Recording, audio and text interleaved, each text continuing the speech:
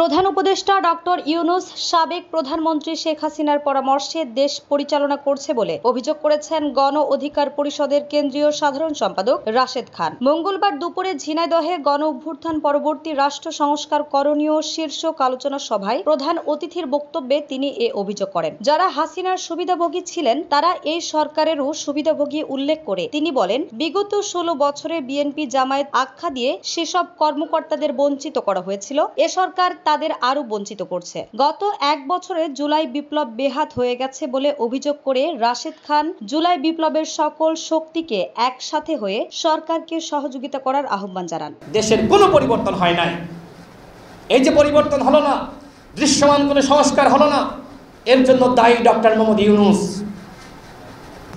এই বিপ্লব কিন্তু ইতিমধ্যে ব্যাহত হয়ে গেছে, এক বছরে ব্যাহত হয়ে গেছে। আমরা প্রত্যাশা করেছিলাম রাষ্ট্র সংস্কার, গণহত্যার বিচার, এই সরকার অন্তত বিচারের একটি সঠিক পথ আমাদেরকে দেখাবে, এক বছরে দেখাতে পারে নাই। আলোচনা সভায় আরো বক্তব্য রাখেন ঝিনাইদহ জেলা গণ অধিকার পরিষদের সভাপতি সাখাওয়াত হোসেন, সাধারণ সম্পাদক ইকবাল জাহিদ রাজন, জেলা যুব অধিকার পরিষদের সভাপতি রাকিবুল হাসান রকিব, সাংগঠনিক সম্পাদক মিশন আলী প্রমুখ। নিউজ ডেস্ক, দৈনিক রানার।